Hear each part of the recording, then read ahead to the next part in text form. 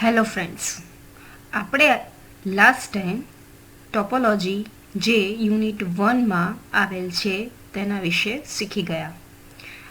આજે આપણે ફરીથી યુનિટ 1નો બીજો ટોપિક શીખશું, તે છે hardware and software components.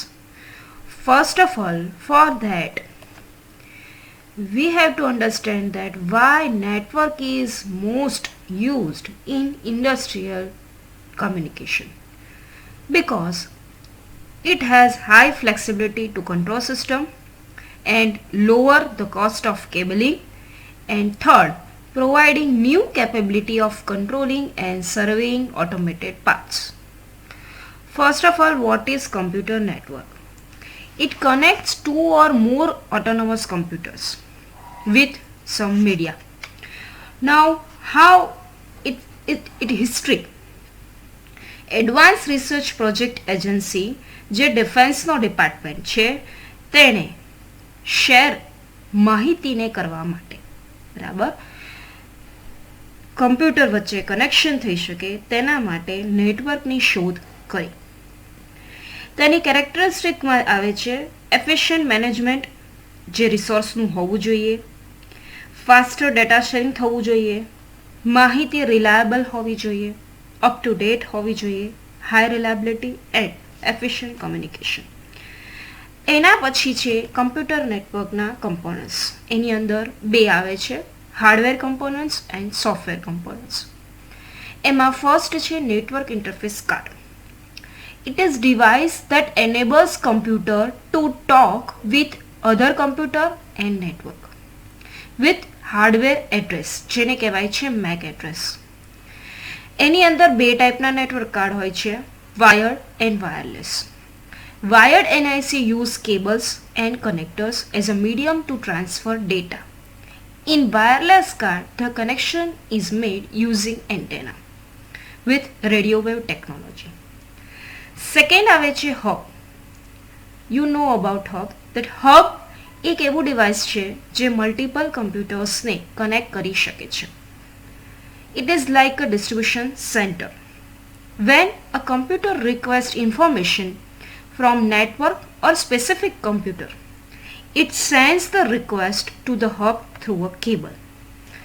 The hub will receive the request and transmit it to the entire network. Each computer in the network should then figure out whether the broadcast data is for them or not.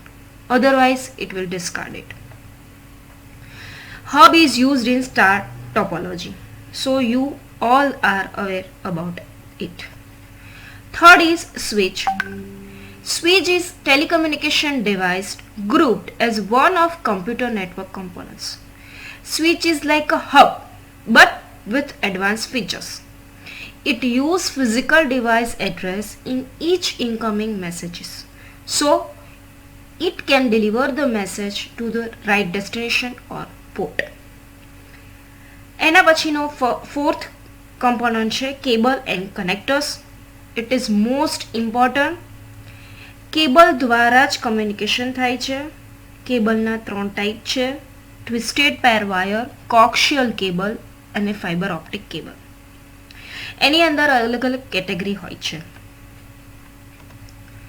Fifth છે router.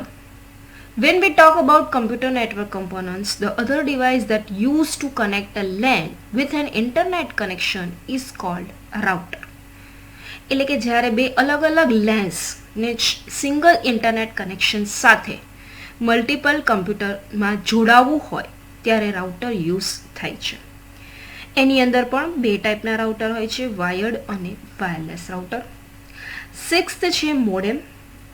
Modem enables you to connect your computer to the available internet connection over the existing telephone line. મોડેમનું full form છે modulation plus demodulation of the data. મોડેમની પ્રકાર એ differ થાય છે એના speed અને એના ટ્રાન્સમિશન રેટ ઉપર. એના પછી આવે છે સર્વર. મોસ્ટ ઇમ્પોર્ટન્ટ છે. સર્વર એ એક પાવરફુલ કમ્પ્યુટર કહેવાય જે ડોમેન નેટવર્કમાં જોડાયેલ હોય છે.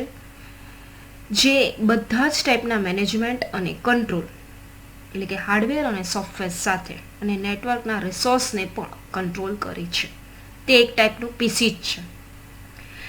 ક્લાયન્ટ છે એ પણ એક ટાઈપનું કમ્પ્યુટર છે. તે સર્વરને પોતાના રિસોર્સ માટે રિક્વેસ્ટ કરે છે. એના પછીનો નેક્સ્ટ કમ્પોનન્ટ છે બ્રિજ, જે ડેટા લિંક લેયર ઉપર ઓપરેટ થાય છે. બ્રિજ એની અંદર રિપીટરનો કમ્પોનન્ટ બી આવે છે, જે સોર્સ અને ડેસ્ટિનેશનના એડ્રેસ રીડ કરીને અને ફિલ્ટર કરે છે અને જેનો જે મેસેજ હોય છે તે ડેસ્ટિનેશન પર પહોંચાડે છે. એના પછીનું છે કમ્પોનન્ટ તે છે ગેટવે. તેના નામ ઉપરથી એક પેસેજ છે જે બે અલગ અલગ નેટવર્કને જોડે છે. એ એક ટાઈપનું મેસેન્જર એજન્ટ કહેવાય છે, જે એક સિસ્ટમમાંથી ડેટા લે છે, તેને ઇન્ટરપ્રેટ કરે છે અને બીજી સિસ્ટમને ટ્રાન્સફર કરે છે. તેને બીજી ભાષામાં પ્રોટોકોલ કન્વર્ટર પણ કહેવાય છે. એ નેટવર્ક લેયર પર ઓપરેટ થાય છે. આ હતા આપણા હાર્ડવેર કમ્પોનન્ટ્સ. તે આપણે જોયા. આપણે ફરીથી તેનું એકવાર ફરીથી રિવિઝન કરી લઈએ. Transmission media, server, client, connectors, cables, network interface card, modem, hub, switch, router, bridge અને ગેટવે. આ બધા લિસ્ટ આઉટ જે કર્યા છે તે હાર્ડવેર કમ્પોનન્ટ્સ છે જે નેટવર્કમાં હોય છે. તેના પછી આવે છે સોફ્ટવેર કમ્પોનન્ટ્સ. સોફ્ટવેર કમ્પોનન્ટ્સમાં સૌથી ઇમ્પોર્ટન્ટ છે પ્રોટોકોલ.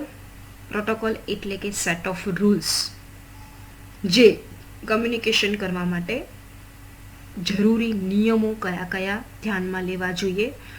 એની અંદર ઘણા બધા પ્રોટોકોલ્સ હોય છે. એમાં આપણે TCP/IP મોડલ વધારે યુઝ કરીએ છીએ. OSI મોડલ એ ઓપન સિસ્ટમ ઇન્ટરકનેક્શન છે. એ એક પ્રોટોકોલ નથી પણ ઓપન ફોર ઓલ એના જેવું છે.